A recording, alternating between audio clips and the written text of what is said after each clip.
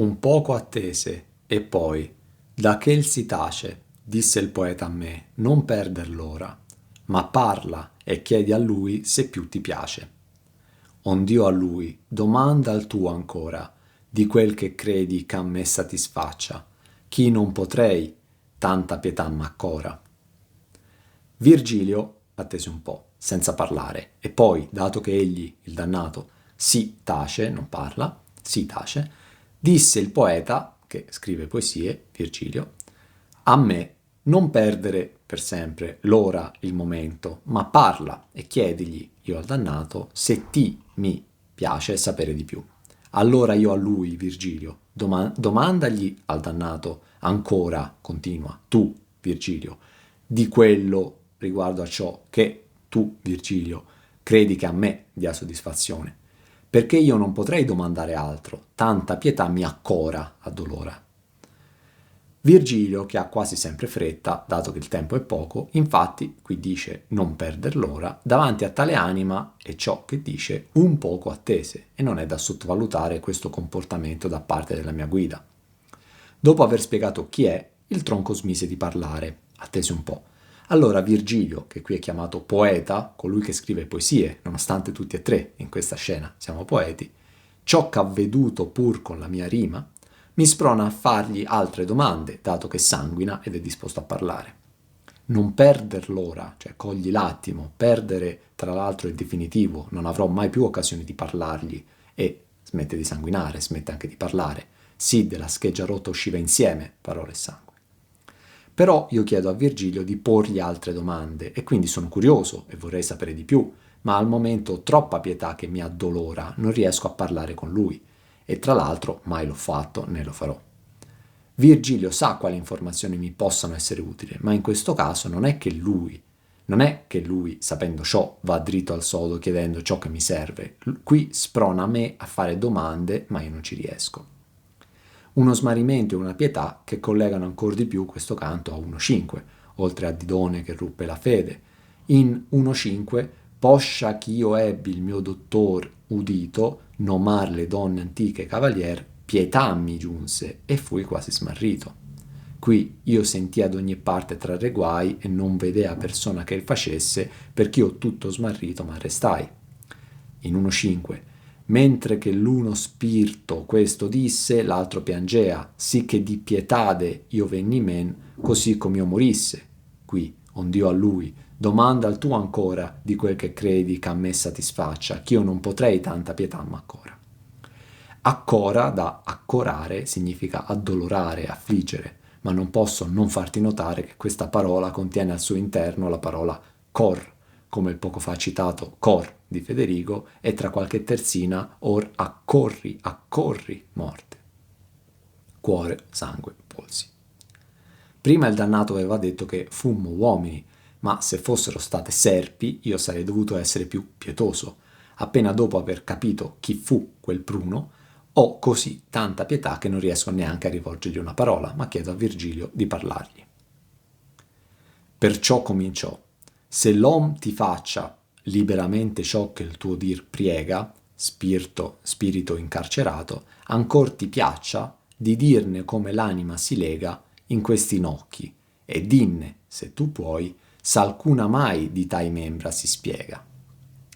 Perciò, sentito ciò, cominciò di nuovo a parlare Virgilio.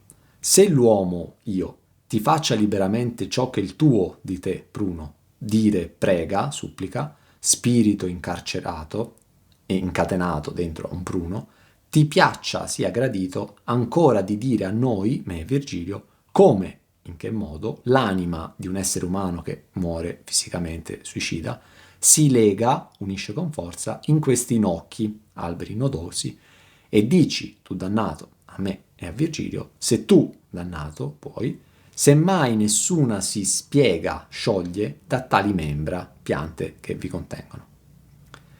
Dato che io non ce la faccio a rivolgere parola al dannato, ricomincia a parlargli Virgilio.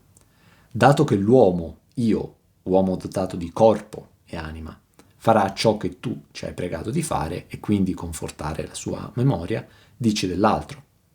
Io vengo definito uomo, e sono l'unico uomo dotato di anima e corpo tra noi tre, dato che Virgilio non ha il corpo, 1-1, non homo, homo già fui, e il dannato ha un pruno come corpo, uomini fummo. Io liberamente riporterò la sua verità e testimonianza di innocenza, del non aver tradito l'onorevole Federico, non del non essersi suicidato. Sempre per ribadire il collegamento di questo canto con 1.5, anche lì Francesca mi disse: noi pregheremmo, qui priega, lui, il re dell'universo, non il re Federico, mio signor, della tua, mia, pace, poiché hai pietà, come qui, del nostro mal perverso. Virgilio, che è un'ombra che fluttua, chiama il dannato spirito incarcerato, incarcerato nel basso inferno, nel suo girone, dentro al suo cerchio, ma anche e soprattutto proprio dentro a questo pruno. Questo incarcerato, oltre al precedente torse gli occhi, è ancora più incalzante sapendo che si suicidò incarcerato e accecato. Ancora una captatio benevolenze. Ti piaccia di dirci dell'altro, dato che io tornerò su e riporterò la tua innocenza tra gli esseri umani. Virgilio pone 2 domande. La prima è per farmi sapere da lui in che modo le loro anime si leghino a questi alberi. Invece verrà specificato meglio lo sviluppo. La seconda è per farmi sapere se mai nessuna anima si è liberata, prima liberamente, da tali membra, dalla pianta che la contiene. Ennesimo collegamento anche a 1.4, anche lì l'interesse era di sapere se qualcuno è mai uscito da qui, uscicci mai alcuno, o per suo merto, o per altrui che poi fosse beato? Certo, lì si intendeva uscire proprio dagli inferi, per andare in cielo, qui l'ambito è limitato all'uscire dalla pianta. Interessante però come lì il poeta, come lì io poeta chiesi a Virgilio poeta, e qui è Virgilio poeta a chiedere al Pruno poeta. Scelgo le parole sempre con accuratezza. Prima scrivo non ramischietti ma nodosi e ora chiamo tali singolari contenitori di anime nocchi. Poi la coppia di terzine termina con la parola spiega e le anime volano. Queste invece sono incarcerate, fissate al suolo da 9 radici e gli viene chiesto se mai nessuna da tali membra si spiega, slega. Ti faccio notare che ci sono molti precedenti letterari di uomini animali, va bene, ma anche di uomini pianta. Il già citato punto dell'Eneida con Polidoro, ma anche le Metamorfosi di Ovidio, le Eliadi addolorate per la morte del fratello Fetonte, precipitato da Giove, furono mutate dal dio in pioppi stillanti lacrime di ambra. Oppure dal libro nono, Driope ne aveva colto i fiori per donarli al figlio come trastullo ed io pensavo di fare lo stesso, c'ero infatti anch'io, vidi gocce di sangue cadere dai fiori e i rami palpitare percorsi da un brivido. Così, ti dico, come apprendemmo troppo tardi dai contadini, in quella pianta si era nascosta, per fuggire alle voglie oscene di Priapo, la ninfa Loti, mutando aspetto ma non il nome. Ancora dal secondo delle Metamorfosi di Ovidio, non basta, tenta di svellere dai tronchi quei corpi, ma con le mani spezza i rami appena spuntati e da questi stillano gocce di sangue, come da una ferita. Fermati, madre, ti prego, gridano quelle per la sofferenza, fermati, ti prego. Nell'albero si strazia il nostro corpo, addio è la fine. E la corteccia soffoca le sue ultime parole. Ne colano lacrime, ambra che stilla dai nuovi rami. E come non citare l'8° libro della stessa opera. Appena l'empia mano ebbe inflitta una ferita al tronco, dalla corteccia scheggiata fiottò il sangue, così come sgorga dalla nuca squarciata di un toro possente, quando vittima immolata stramazza davanti all'altare. Palese citazione al Minotauro del canto precedente.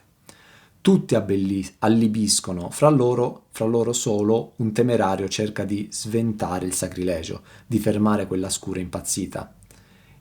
Erisictone lo fissa, eccoti il premio del tuo sacro zelo, gli dice e, rivolgendo il ferro dalla pianta contro l'uomo, gli mozza il capo.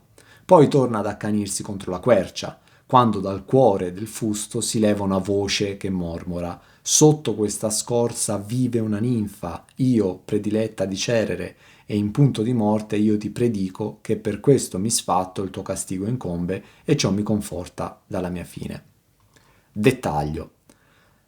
prendo spunto dalle fonti, ma la novità di questo canto sta nel fatto che non si parla di esseri umani o simili che si trasformano, che trasformano il proprio corpo in quello di una pianta, o piante che sorgono dal corpo sepolto, ma di anime che vengono intrappolate all'interno di piante e nel giorno del giudizio recupereranno il loro corpo, proprio come è scritto nella Bibbia, ma non per viverci dentro, ma per appenderlo alla pianta che li imprigiona. Approfondimento sul perché ciò che è descritto da questo dannato e che avviene all'inferno nel secondo girone del settimo cerchio non contraddice la risurrezione dei corpi affermata nella Bibbia. Prima lettera ai Corinzi 15 da 35 a 58, attribuita a San Paolo. Di 1-2.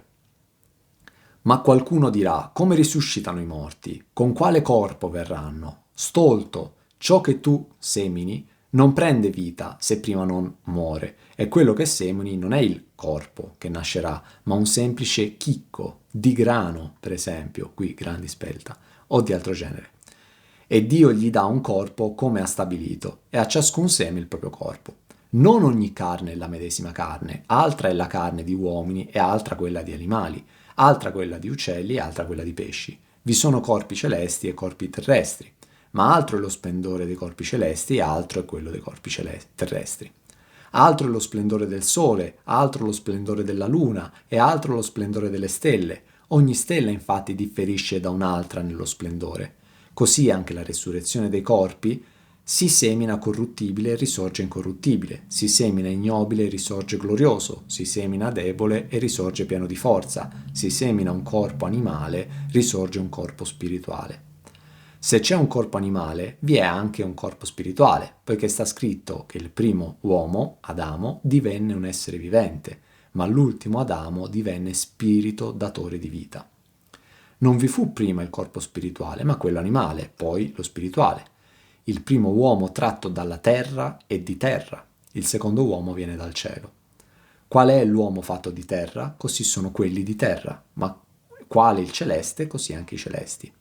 E come abbiamo portato l'immagine dell'uomo di terra, così porteremo l'immagine dell'uomo celeste. Questo vi dico, o fratelli: la carne e il sangue non possono ereditare il regno di Dio, né ciò che è corruttibile può ereditare l'incorruttibilità. Ecco, io vi annunzio un mistero. Non tutti, certo, moriremo, ma tutti saremo trasformati in un istante, in un batter d'occhio, al suono dell'ultima tromba, giudizio universale.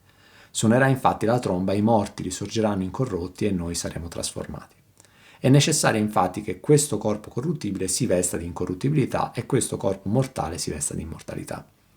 Quando poi questo corpo corruttibile si sarà vestito di incorruttibilità e questo corpo mortale di immortalità, si compirà la parola della scrittura: la morte è stata ingoiata per la vittoria.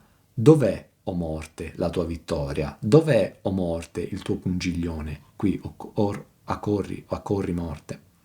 Il pungiglione della morte è il peccato e la forza del peccato è la legge. Siano rese grazie a Dio che ci dà la vittoria per mezzo del Signore nostro Gesù Cristo. Perciò, fratelli miei carissimi, rimanete saldi e irremovibili, qui invece ingiusto fece me contro me giusto, prodigandovi sempre nell'opera del Signore, sapendo che la vostra fatica non è vana, qui invece invano, indarno, nel Signore. Approfondimento. Ti faccio notare che come le anime dei suicidi dell'essere, il corpo, via via che germogliano e crescono fino a diventare pruni, cambiano il luogo nel quale si risiedono. Ho già avuto altre occasioni per spiegare come il luogo e chi lo abita siano spesso una cosa sola. Qui è ancora più palese. L'ultima parola è spiega, verbo spiegare, dal latino explicare, cioè appunto sciogliere. Allor soffiò il troncoforte, e poi si convertì quel vento in cotal voce. Brevemente sarà risposto a voi. Quando si parte l'anima feroce, dal corpo ond'ella stessa s'è disvelta, Minos la manda la settima foce. Allora, sentite queste domande, il tronco soffiò forte e poi quel vento si convertì in cotale, questa voce. Brevemente sarà risposto a voi. Quando l'anima feroce di un dannato, simile a me, suicida, si parte, separa dal corpo umano, quando lei, l'anima, si è disvelta, sradicata, Minosse la manda la settima foce, termine di un fiume, cerchio. Il dannato non è che parla, ma il tronco soffia un vento e tale vento si converte in una voce che dice qualcosa. A essere forte è il soffio, non tanto un pruno morto tutto nodoso, con stecchi e senza fronde verdi. Ci dice che risponderà brevemente. Quando un essere umano si suicida, non è che la sua anima si separa, parte da partire, separare, dolcemente dal corpo, ma tale anima dal corpo si è disvelta, che significa proprio sradicare, staccare una pianta con tutte le radici. Quando l'anima peccatrice giunge davanti a Minos, ennesimo collegamento a 1.5, che all'entrata del secondo cerchio giudica e manda secondo che avvinghia, viene giudicata violenta contro se stesso. E allora viene mandata al settimo cerchio, secondo girone del settimo cerchio, per essere precisi, dato che qui cade in la selva, per anticipare il verso successivo.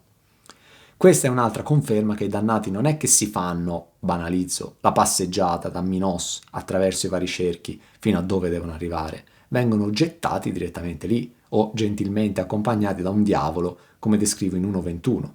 E vidi dietro a noi un diavol nero, correndo su per lo scoglio venire, poi cercava un peccator con ambola anche, poi mettete il sotto chi torno per anche a quella terra che ne è ben fornita. Anche per questo i demoni guardiani reagiscono in 1000 modi quando vedono due arrivare all'ingresso del loro cerchio, non gli accade di norma.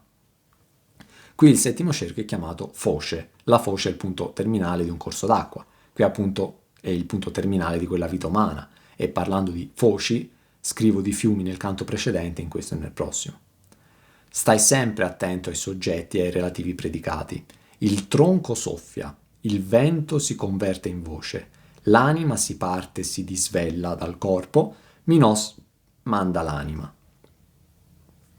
Cade in la selva e non l'è parte scelta, ma là dove fortuna la balestra.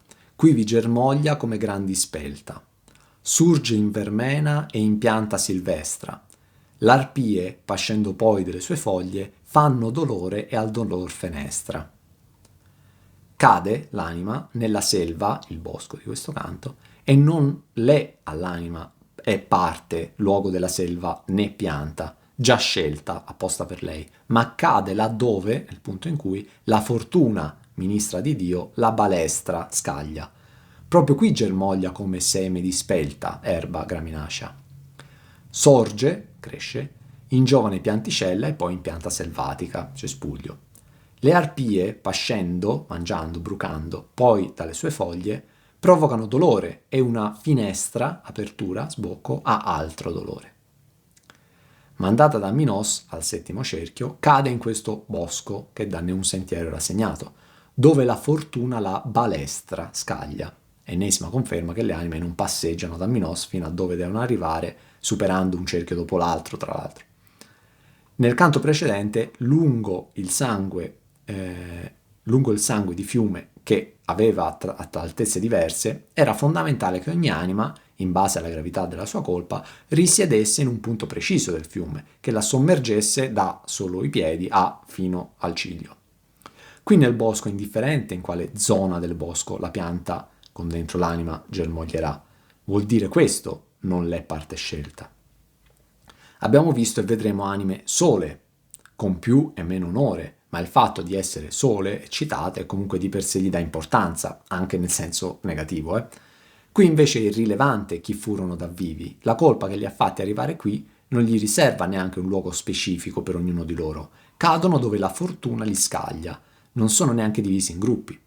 Gruppi che in base a cosa dovrebbero essere fatti, non è che c'è uno che si è suicidato di più e uno di meno, tutti si sono suicidati e quindi cadono dove decide la fortuna. E non esistono aggravanti o attenuanti, perché tutti si sono arresi alle difficoltà. Non solo, non esistono già pruni sprovvisti di anima e quindi la nuova anima va a riempire una specifica pianta vuota che era già lì che l'aspettava. L'anima cade e da lì nasce, paradossalmente, la nuova pianta. Se pensi che la fortuna sia l'equivalente del caso, la casualità, allora Virgilio ti definirebbe una creatura sciocca. Io stesso, quando in 1.7 gli ho chiesto di spiegarmi cosa fosse la fortuna, questa fortuna di che tu mi tocchi, che è? E le sue prime parole della risposta furono: «Oh creature sciocche, quanta ignoranza è quella che v'offende!» colui che fece i cieli agli angeli e disse agli angeli di muoverli, similmente ordinò anche alla fortuna di muovere gli splendori mondani, qui che i lieti onor tornarono in tristi lutti. La fortuna è quindi general ministra e duce, incaricata da chi ha fatto i cieli. È un concetto ben più profondo del cadere a caso dove capita. La fortuna, ministra di Dio, scaglia ogni anima dove deve conficcarsi e poi germogliare. Non c'è un luogo in base alla gravità della pena, né un pruno vuoto prestabilito, ma la fortuna decide dove devono germogliare. Una fortuna che ti dà tutto e poi all'improvviso ti toglie tutto, come successe all'anima del dannato rinchiusa in questo pruno, e l'uomo non può né prevederla né contrastarla. Non ci sono cose a caso o a caos, neanche negli inferi, e l'unica volta che compare la parola caos, nella mia opera è quando il pagano Virgilio cerca di spiegare a me, cristiano, la crocifissione del Cristo. Balestra significa scaglia ed è anche l'arma più forte e più facile da usare rispetto all'arco. L'anima si conficca nel suolo e germoglia come un seme di spelta, cresce in vermena, quel piccolo unico ramoscello della pianta che cresce, e poi in pianta silvestra, selvatica, cespuglio. Come nell'ultimo verso di 1-2, intrai io per lo cammino alto e silvestro, fino a diventare poi un pruno. Una volta cresciuta però arrivano le arpie che pascono, mangiano come gli animali al pascolo, brucano. Quindi queste arpie un po' umane, un po' bestie, e già il fatto di essere mescolate risultano più bestiali che umane, gli uomini non pascono. 1,24 e fuor pecorelle a pascer caccia. Le arpie mangiando le foglie fanno dolore, ma non solo, ad altro dolore fanno fenestra, unica occorrenza di questa parola in tutta l'opera, fanno un'apertura per altro dolore. Come l'altre verrem per nostre spoglie, ma non però ch'alcuna sen rivesta, che non è giusto aver ciò com si toglie. Qui le strascineremo e per la mesta selva saranno i nostri corpi appesi, ciascuno al prun dell'ombra sua molesta. Come le altre, anime degli inferi, saliremo sulla terra per recuperare le nostre spoglie, corpi, ma non perciò che nessuna di noi anime suicide dell'essere se ne rivesta del suo corpo, perché non è giusto avere ciò che l'uomo sulla terra si toglie. Qui le nostre spoglie strascicheremo, trascinare con fatica, e attraverso la mesta triste selva dove risiedono saranno appesi, impiccati i nostri corpi, ciascun corpo appeso al pruno della sua ombra, anima molesta, fortemente ostile. Nel giorno del giudizio tutte le anime recupereranno i propri corpi, è stato ribadito anche in 1.10, altro collegamento col secondo Federico, quando di Iosafat qui torneranno coi corpi che lassù hanno lasciati. Qui viene però spiegata un'eccezionalità. Infatti solo queste anime torneranno trascinando i loro corpi, ma la loro anima non entrerà di nuovo nei corpi, dato che non è giusto aver ciò che l'uomo si toglie. Ma i loro corpi saranno appesi, ognuno al pruno nel quale albergherà la loro anima molesta per sempre. Qui c'è infatti da fare un passo indietro. Il dannato prima ha detto, credendo col morir fuggir di sdegno, ma il dannato non ha tenuto conto di una cosa, per disdegnoso gusto, e cioè che suicidandosi è riuscito a uccidere solo il corpo, ma non la sua anima, che poi è stata giudicata da Minos e soffrirà per sempre, dopo il giorno del giudizio, persino avendo appeso all'albero che la ospita il suo corpo, che ha rifiutato sulla terra. Presta però sempre attenzione a chi parla. Qui un dannato che si è suicidato e che non si pente chiaramente della sua azione, come nessun altro dannato fa, dice cosa sia giusto o meno. Lui si trova esattamente qui e non in altri luoghi dove si trovano altri suicidi, non solo per il banale fatto in sé di essersi suicidato, ripeto, ma per aver negato, tutti quei non all'inizio si riferiscono anche a lui, di farsi giustizia. Una giustizia che aveva, era nel giusto, però ha subito l'invidia e a questa si è arreso. Per questo è punito qui e non altrove. Ha suicidato il suo essere. È una magra consolazione che io rinfreschi la sua memoria tra i mortali. Lui starà qui per sempre. Chi in vita fu anche amministratore della giustizia per l'imperatore continua a spiegare cosa sia giusto. Scrivo sopra rivestita, l'anima sarà rivestita, vestita di nuovo col corpo, non nel caso loro però. Qui lui specifica che non è giusto aver ciò com si toglie, quindi avere, non riavere ciò che l'uomo si è tolto. Quando fisicamente si nasce, fuoriuscendo dal corpo di una donna, non germogliando da un seme a terra, siamo provvisti di un corpo, di diritto, nasciamo col corpo. Ma il giorno del giudizio rappresenta una nuova e definitiva nascita, che non dipende dall'accoppiamento dei nostri genitori, ma dalle nostre scelte fatte sulla terra. Da un certo punto di vista non è una rinascita, ma avremo ciò che abbiamo scelto di avere, e per questo non è giusto chi ha scelto di togliersi il corpo, che chi ha scelto di togliersi il corpo ne aver uno. Dato che suicidandosi si è tolto il corpo, non è giusto, un criterio di giusto che va oltre alla visione puramente umana, che lo ottenga di nuovo. Questo dannato, che dice cosa sia o meno giusto, riprende una spiegazione datami da Virgilio in 1.11. Nel secondo giron, proprio qui, convien che sanza pro si penta qualunque priva sé del vostro mondo. Voi, e qui anche il collegamento col voi, che io vengo chiamato voi di voi mortali. Il verbo strascineremo, un misto tra strascicare e trascinare, rende una visione macabra al pensiero di vedere queste anime che escono dall'albero per tornare sulla terra, recuperano le proprie membra e le strascicano nel basso inferno, dove le appendono alla pianta nel quale poi rientrano e abiteranno per sempre. Nella valle di Iosafat è scritto che tutti riprenderanno i propri corpi.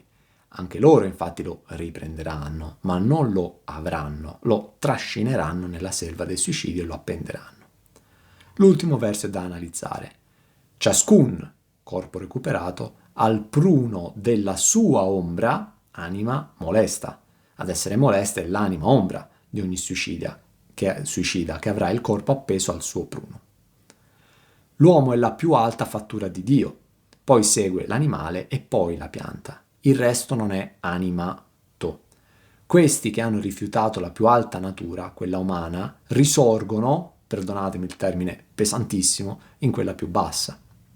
All'inizio del canto si parla di un bosco e di fiere selvagge che hanno in odio i luoghi colti, ancora una volta, mondo vegetale, mondo animale, mondo umano. L'Ogenesi ci spiega che nel terzo giorno della formazione dell'universo, e Dio disse: la terra produca germogli, qui germoglia, erbe che producono seme, qui vermena e in pianta silvestre, e alberi da frutto, qui prun. Poi nel quinto giorno Dio disse: le acque brulichino di esseri viventi e uccelli volino sopra la terra, qui arpie. E infine nel sesto giorno, e Dio disse: facciamo l'uomo a nostra immagine, a nostra somiglianza. Vangelo di Matteo 27, da 1 a 8. Venuto il mattino, tutti i sommi sacerdoti e gli anziani del popolo tennero consiglio contro Gesù per farlo morire, qui l'invidia e l'infiammare. Poi, messolo in catene, lo condussero e consegnarono al governatore Pilato.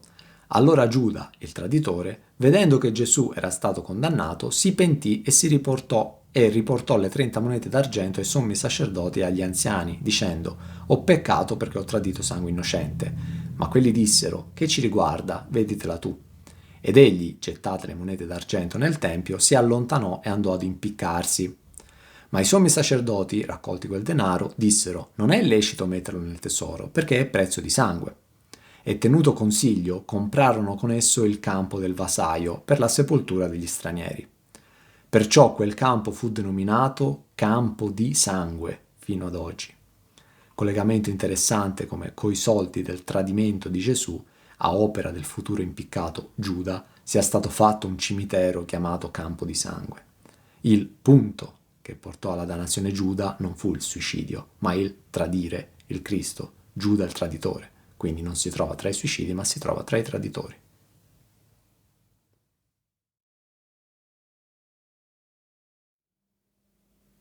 Noi eravamo ancora al trono attesi, credendo ch'altro ne volesse dire, quando noi fummo d'un romor sorpresi. Similemente a colui che venire sente il porco e la caccia alla sua posta, code le bestie e le frasche stormire. Noi, io e Virgilio, eravamo ancora al tronco, il dannato che parlava, attenti, credendo che ci volesse dire altro, quando noi, io e Virgilio, fummo sorpresi da un rumore, in modo simile a colui, il cacciatore, che sente arrivare il porco, il cinghiale, e la caccia, la muta dei cani, al suo appostamento, che sente le bestie, cinghiale e cani, e le frasche, rami delle piante, stormire che emettono fruscio. Il pruno parlava e io e Virgilio eravamo ancora lì attenti ad ascoltarlo, pensando che stesse iniziando a dire altro. Ricordo che non aveva né volto né espressioni, e questa è la seconda volta che lo aspettiamo, quando all'improvviso qualcos'altro entra prepotentemente nella scena. Attesi sta per attenti, come in 1.26, e il duca mio mi vide tanto atteso. Non vediamo niente, ma fummo sorpresi, non ce l'aspettavamo, tanto eravamo concentrati a sentire il pruno parlare, da un rumore. I primi due versi, anche con l'uso di parole quali eravamo, ancora, tronco, attesi, altro, dire, creano una situazione di tranquillità, un passato calmo di una serena conversazione tra me, un'ombra e un albero, e che vengono troncati da quel quando, a inizio terzo verso, che cambia drasticamente la situazione e con lui arrivano parole di azione, romor, sorpresi, che rima col precedente attesi, venire, che rima col precedente dire, caccia, posta, bestie, e ombre nude che corrono spaccando tutto, rincorse da cagne, sapremo tra poco. Il rumore è simile a quello che sentirebbe uno in un bosco, prodotto da bestie che corrono, gruniscono e abbaiano, e dai rami delle piante che colpiscono. Il porco è il maiale, nello specifico qui quello selvatico, il cinghiale, e a cacciarlo sono i cani che in gruppo lo inseguono abbaiando e facendo un gran baccano che appunto si mescola ai rumori del cinghiale che in cima scappa e alle piante colpite da tutto ciò. Anticipo che questa non è solo una similitudine, ma è proprio l'anticipazione di ciò che descriverò a breve. Io sono in un bosco, non similemente a colui. Io sono lì e arrivano cinghiali, anzi, vedremo cosa, inseguiti da cani da caccia, con tanto di ramoscelli che si spezzano. Ti faccio notare con quale dignità, alla farinata, quest'anima si sottrae dalla scena. Non è Ciacco che dice basta, ora non dico altro, e poi ribalta gli occhi e cade di faccia. Ma noi stavamo aspettando altre sue parole per la seconda volta, dopo un poco attese, e qualcosa ci distrae. Finisce così il suo intervento. Lo stormire è proprio tipico delle foglie o frasche smosse o agitate dal vento, un produrre fruscio rimarcato anche da tutte quelle S. Ed ecco due dalla sinistra costa, nudi e graffiati, fuggendo sì forte, che della selva rompiano ogni rosta. Ed ecco arrivare due anime, arrivare dalla costa fianco sinistra, nudi e graffiati, fuggendo così tanto forte, con forza, velocemente, che rompevano ogni rosta, ostacolo, della selva, delle sue piante. Al rumore, udito, segue la descrizione dell'evento, vista. Da sinistra arrivano due, sottointeso anime, ombre, fuggendo così forte, quindi velocemente, con prepotenza, che spezzavano ogni ramoscello nei quali si imbattevano. Ti ricordo che i ramoscelli sono parti del nuovo corpo, diciamo così, delle anime suicide dell'essere, e che queste soffrono quando glieli strappi. La costa è la costola, sempre 1.10, né mosse collo né piegò sua costa. Qui sta per fianco, appunto, lato sinistro. Il sinistro rimanda letteralmente a sinistra, allegoricamente al negativo. Nel canto precedente Chiron si volse in sulla destra, poppa. Due cosa? Beh, due esseri, due ombre, due anime con una parvenza di corpo. Come quelle incontrate finora, pruni a parte, descritti con due aggettivi, nudi e graffiati. Non tutte le anime dei dannati sono nude, e ci tengo a specificare quando non lo sono, come in questo canto, dove abbiamo appena incontrato i suicidi dell'essere che risiedono in un pruno e quindi non sono nudi, ma abitano in una pianta, o come in 1.23, dove scrivo: elli, i dannati, avean cappe con cappucci bassi. È palesemente sbagliato dire tutti i dannati sono nudi. La questione della nudità viene già spiegata a sufficienza in 1.3, dove il primo gruppo che incontro superata la porta degli inferi lo descrivo così, nello specifico. Questi sciaurati che mai non fur vivi erano ignudi e stimolati molto. Poche terzine dopo, nel generico, dico che le anime che aspettavano di essere traghettate da Caron erano tutte in quel luogo e momento lasse e nude. Questa nudità torturata compare anche in 1.6, dove Cerbero graffia gli spiriti, come qui le arpie, le piante e i rami, le ombre. In 1.7, ignude tutte con sembiante offeso, fino a Giuda, in fondo all'inferno, 1.34, a qual dinanzi, Giuda, il mordere, di dite, era nulla verso il graffiar, che talvolta la schiena di Giuda rimanea della pelle tutta brulla.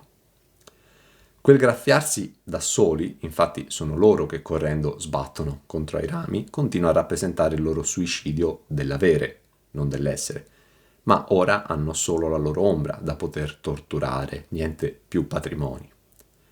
Questi due correvano così forte, tipico di chi scappa da qualcosa che gli fa male, che colpivano e spezzavano i rami che incontravano durante la loro fuga disperata in un bosco con sterpi più aspri e folti rispetto alla Maremma e senza alcun sentiero, tante piante secche erano presenti. Gli uomini che hanno molestato il proprio corpo sono rinchiusi in una pianta che continua, come in vita, a subire molestie dalle arpie. E adesso sappiamo anche da parte di chi, oltre alle arpie, fuggendo sì forte che della selva rompieno ogni rosta. Ciò causa i lamenti che sentiamo fin dall'inizio. Questa terzina che parla di gente nuda e graffiata che corre sì forte è in chiaro contrasto con l'immobilità e la mancanza di umanità descritta fino ad adesso. Quel dinanzi, ora corri, accorri morte, e l'altro, cui pareva tardar troppo, gridava: Lano, sì non furo accorte le gambe tue alle giostre del toppo. E poi, che forse li fallì alla lena, di sé e d'un cespuglio fece un groppo. Quello davanti: accorri, corri verso di me, ora, adesso, accorri, seconda morte. E l'altro, al quale sembrava tardare, essere in ritardo, dietro, troppo, gridava: Lano, arcolano da Squarcia di Ricolfo Maconi, detto Lano da Siena. Non furono sulla terra così tanto accorte, sollecite, le tue gambe dal fuggire dalle giostre, tornei con i cavalli, nella località di Pieve al Toppo. E poi, dato che forse al secondo gli mancava la lena, il fiato, di se stesso e di un cespuglio, quindi insieme, fece un unico groppo groviglio. Il primo dei due, quello più avanti nella corsa, supplica che accorra, venga verso di lui la morte. Non posso non ricordarti che Virgilio mi ha descritto così questa prima delle 3 parti del mio viaggio. Ove udirai le disperate strida, vedrai gli antichi spiriti dolenti, ch'à la seconda morte ciascun grida. E qui compare sia gridava che ora accorri morte. Il primo che sta correndo spera che la morte corra adesso or verso di lui, che lo raggiunga. Il secondo invece stava rimanendo sempre più indietro nella fuga. Allora grida contro il primo che quando era sulla terra e partecipava a uno scontro militare a cavallo, che qui viene ironicamente chiamato giostra, come ironicamente dice anche a corte, lo sta sbeffeggiando, giostra sarebbero i tornei dei cavalieri, in località del Toppo, le sue gambe non furono così rapide perché in quell'occasione, a causa di un'imboscata degli aretini, ormai che era diventato povero e rovinato, ritardò la fuga e così venne ucciso. Dato che non riusciva più a raggiungere il primo e dato che le provocazioni non sono servite a niente e dato che non aveva più lena, fiato, ti ricordo che letteralmente sto descrivendo un'anima incorporea, cambia strategia e si mescola, fece un groppo con un cespuglio, l'anima di un suicida dell'essere, sperando così inutilmente, come inutilmente è la richiesta di morire del primo, di ripararsi da chi lo insegue. In questa richiesta di morire c'è un richiamo al pruno che sperava col morire che finissero le sue sofferenze.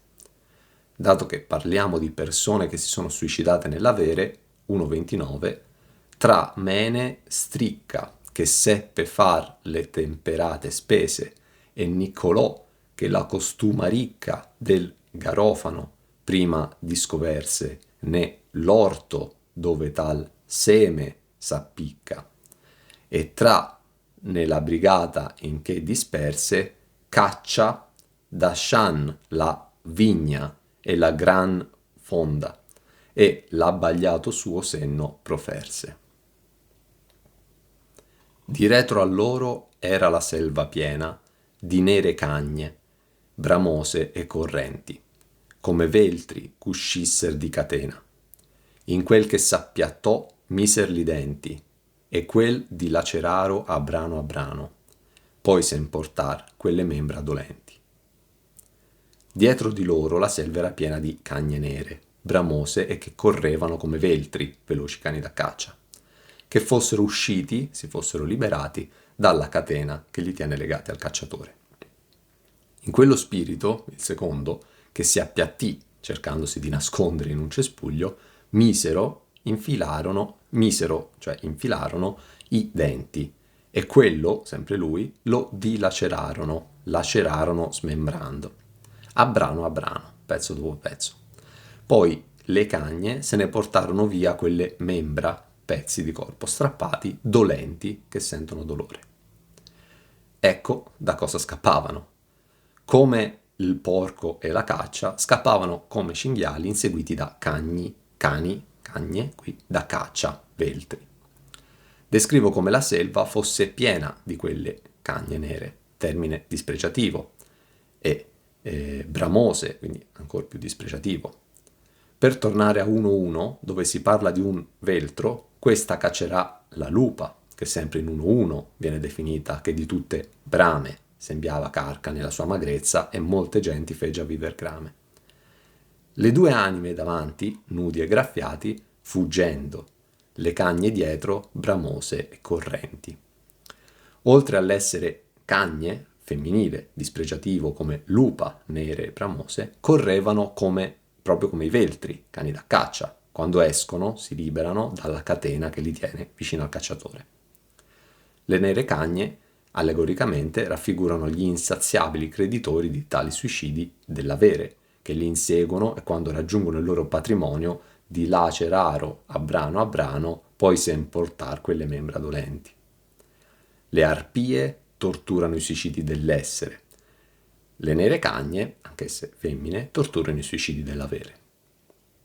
Le cagne ricollegano questo canto alla lupa di 1.1 e a 1.33, cacciando il lupo e i lupicini al monte, per chi pisan veder luca non ponno, come cagne magre, studiose e conte. La divina giustizia consentirà a quel falso corpo di riunirsi per potersi dare nuovamente l'opportunità di scappare ed essere di nuovo raggiunto e maciullato in eterno. Dopo il giudizio universale riacquisirà il suo vero corpo e così soffrirà ancora di più. I tentativi che il fuggitivo che stava dietro ha provato a fare per salvarsi non sono riusciti e allora i predatori l'hanno raggiunto e smembrato. Quel a brano compare solo 2 volte nella commedia. Entrambe hanno a che fare col mordere. Questo è un palese richiamo a 1.7, troncandosi codenti a brano. In un canto che tanto è riflettuto su corpo e spoglie, qui compare per la seconda volta la parola membra, dopo s'alcuna mai di tai membra si spiega. Riflettendo su ciò che sappiamo, possiamo già fare una riflessione. Le arpie femmine torturano chi si è suicidato nell'essere, l'albero, dato che il corpo umano lo hanno rifiutato, le cagne femmine torturano chi si è suicidato nell'avere, la loro ombra, dato che non hanno più il patrimonio da dilacerare. Ti ricordo che nel fondamentale 1.11 Virgilio ci tiene a precisare «Puote homo avere in sé man violenta e ne suoi beni», e però nel secondo giron questo conviene necessario che senza pro si penta, qualunque priva sé del vostro mondo, vi scazza e fonde la sua facultade e piange là dove esser de giocondo. Le cagne si portano con sé le membra dolenti, anche le membra incorporee, tra l'altro, soffrono. Piccola precisazione che non vorrei ti sfuggisse, questi non sono incontinenti, ma violenti contro se stessi nell'avere.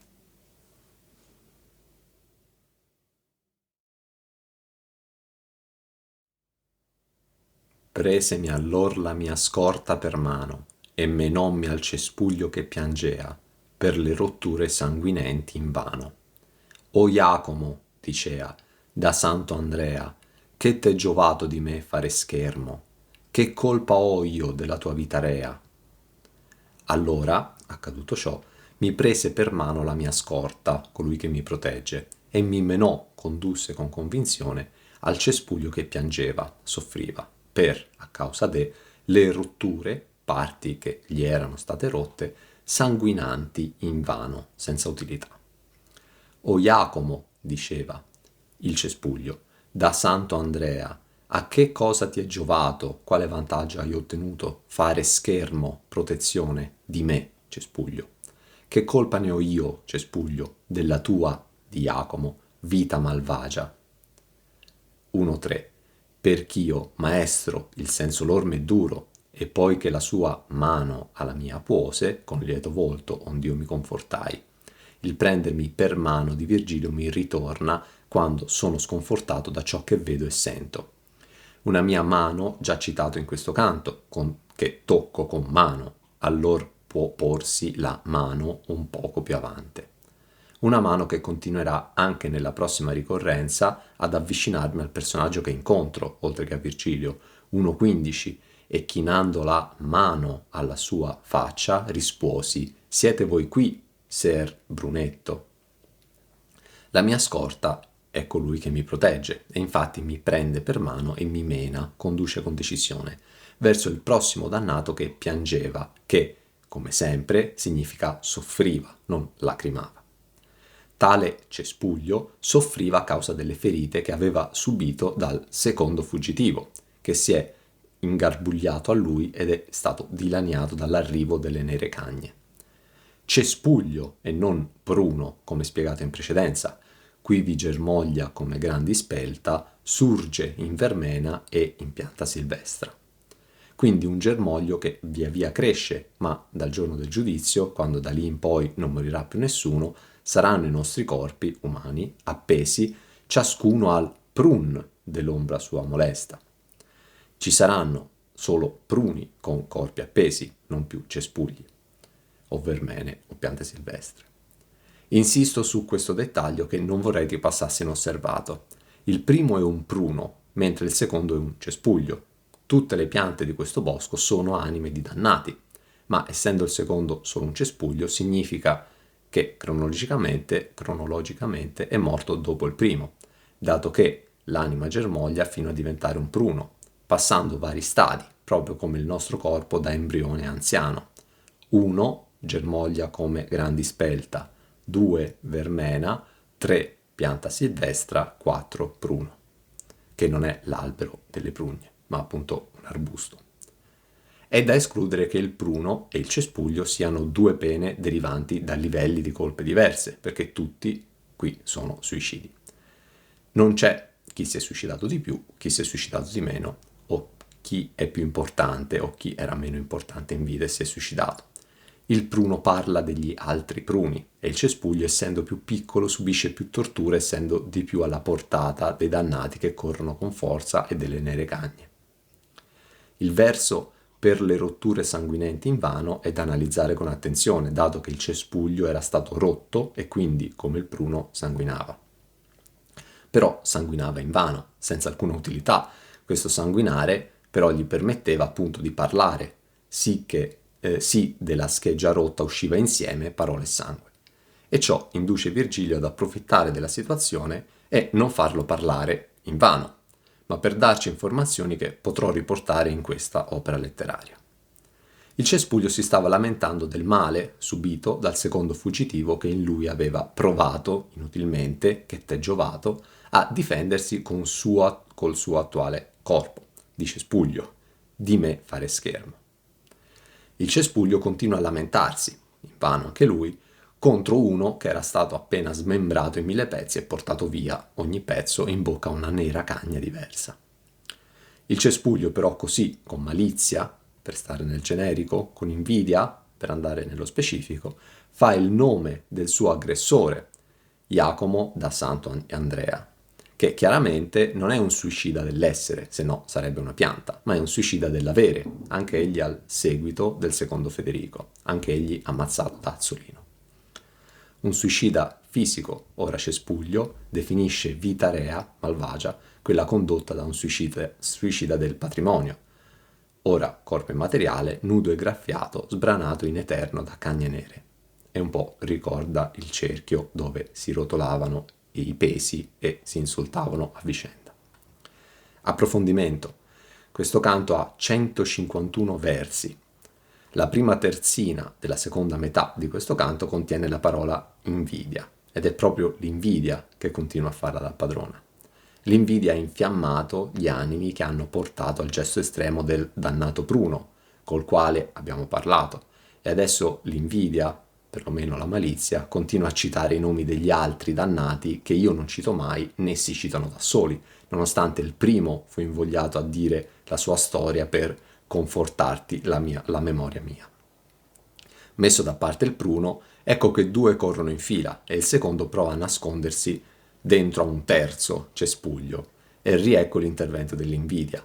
Del primo fa il nome il secondo, l'ano dei fuggitivi. Del secondo fuggitivo fa il nome il terzo, o Jacopo da Santo Andrea. Così si ottiene anche il risultato che vengono fatti i nomi solo di chi si è suicidato nel patrimonio, ma nessuno fa il nome né del pruno né del cespuglio che hanno suicidato il proprio corpo, il loro essere. I collegamenti con l'invidia sono inesauribili.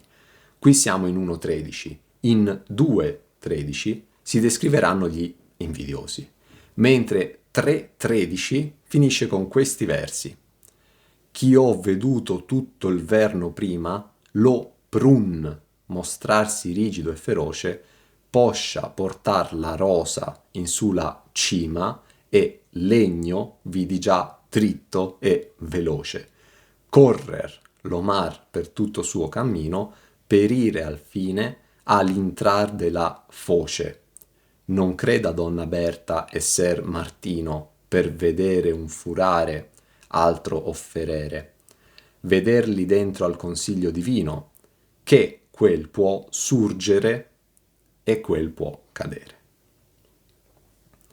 Quando il maestro fu sovresso fermo, disse: chi fosti che per tante punte soffi con sangue doloroso sermo? Quando il maestro, colui che insegna, fu fermo sopra di lui, al cespuglio, disse: chi eri sulla terra? Che per, attraverso tante punte, rami rotti, schegge, soffi con, insieme al sangue, un sermone, una spiegazione solenne, pieno di dolore. Virgilio mi prende per mano e mi porta da lui. Io continuo però nei versi ad essere totalmente assente dalla scena, tanto che scrivo quando il maestro fu. Io non sono considerato, eppure sono mano per mano con lui che mi mena. Virgilio si ferma sovra esso fermo, che richiama il marestai di inizio canto e il centauro s'affisse sovruna gente del canto precedente. Una piccolezza del cespuglio che si oppone alla grandezza del gran pruno appena superato. Questo piangea e per tante punte soffi, quello soffiò il tronco forte, come sempre tutto sia letteralmente che allegoricamente. Andando più nel profondo, i due personaggi piante sono opposti anche nell'importanza della loro personale storia umana.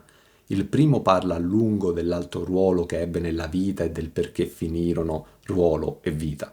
Il secondo dice genericamente che è uno di Fiorenza che si è impiccato a casa sua.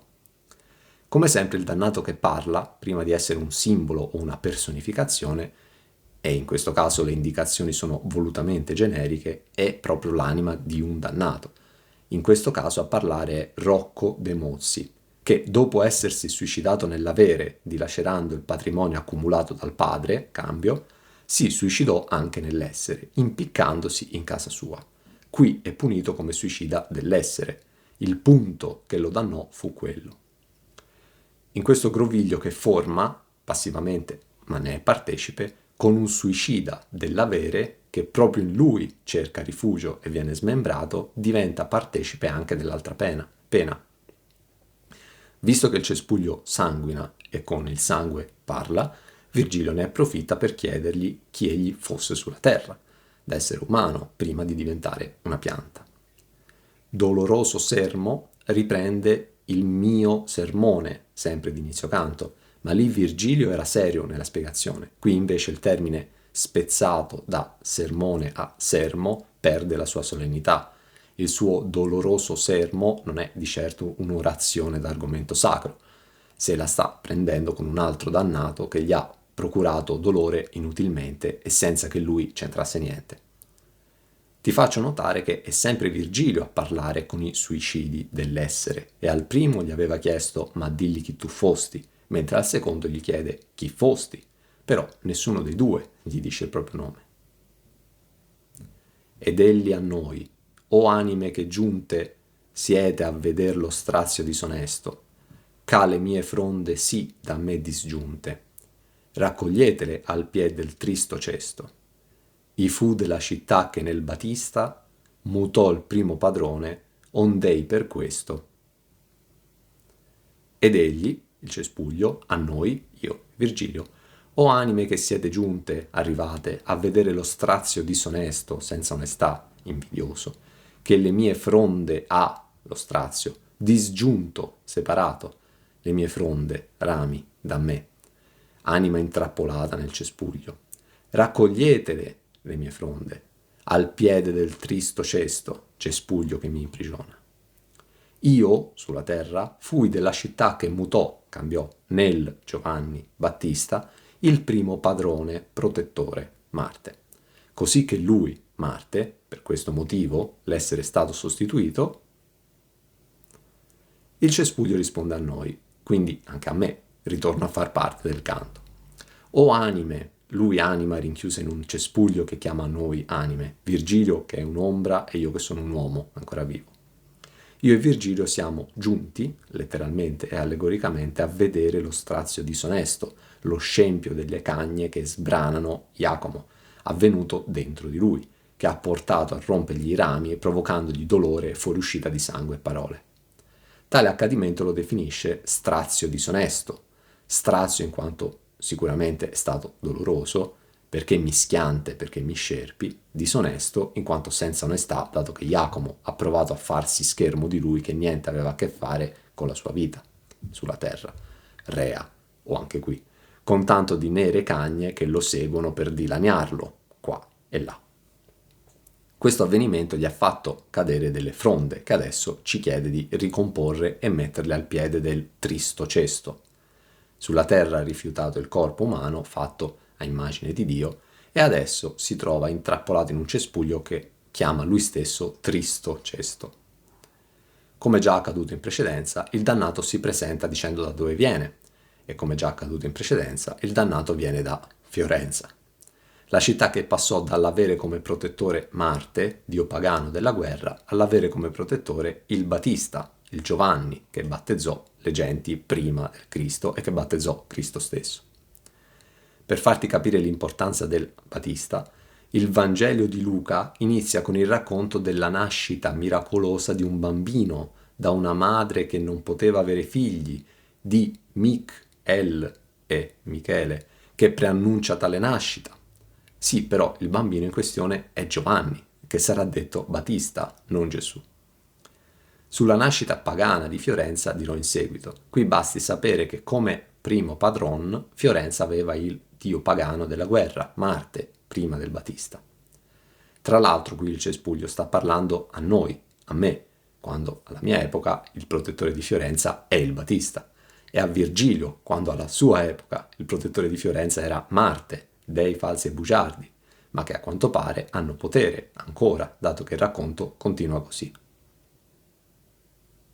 Sempre con l'arte sua la farà trista, e se non fosse che in sul passo d'Arno rimane ancor di lui alcuna vista, quei cittadin che poi la rifondarno, sovra il cener che d'Attila rimase, avrebber fatto lavorare in d'Arno.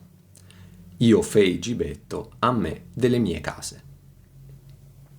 Sempre con la sua arte, quella della guerra, là, a Fiorenza, farà triste, e se non fosse che sopra al passo, su un ponte, d'Arno, rimane ancora di lui, Marte, qualche poca vista, la rimanenza di una sua statua, quei cittadini che poi la rifondarono, Fiorenza, sopra le ceneri che rimasero in piedi da il passaggio di Attila, re degli Unni, flagello di Dio, li avrebbe fatti lavorare, ricostruendola, invano, senza risultati, perché Marte l'avrebbe fatta distruggere di nuovo. Io feci gibetto, patibolo, impiccato, a me, al mio essere, al mio corpo, delle mie, dentro le mie case. Dato che Fiorenza ha cambiato padrone dal pagano Marte al cristiano Batista, ed è per questo che Marte, che è stato sostituito, continuerà ad attristare Fiorenza e i suoi cittadini con la sua arte della guerra. Insomma, la guerra continuerà ad essere contraria a Fiorenza, e lo è da quando è diventata cristiana. Il cespuglio dice questo, io sto riportando soltanto cosa mi viene detto. E se non fosse, grazie a che di Marte c'è ancora una piccola presenza sul passo d'Arno, non sarebbe servito a niente ricostruirla dopo che appunto una guerra violenta, quella persa contro Attila, la rase pressoché al suolo. Perché Marte, se non ci fosse rimasto quel poco di riconoscenza in lui, l'avrebbe di nuovo distrutta. Invece lui ha deciso di risparmiarla anche con farinata.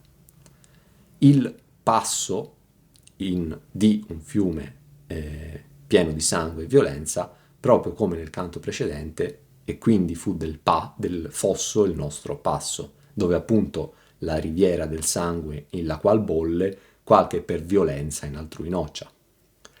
Arno rima con rifondarno e indarno. I cittadini che rifondarono Fiorenza, cristiana, sopra le ceneri lasciate dal passaggio di Attila, avrebbero fatto un lavoro invano, sarebbe crollata di nuovo, se non fosse che a Fiorenza, su di un ponte che supera l'Arno, è rimasto ancora in piedi un pezzo di statua che noi siamo certi sia in onore di Marte. E solo quel rimasuglio di dedica al paganesimo, e solo quel piccolo omaggio al dio della guerra pagana che ha fatto sì che Fiorenza esistesse ancora. E ripeto, grazie un po' anche all'eretico Farinata, a dirla tutta. Io mi limito a riportare quello che mi dissero i dannati nel mio viaggio, non faccio niente di più, ripeto.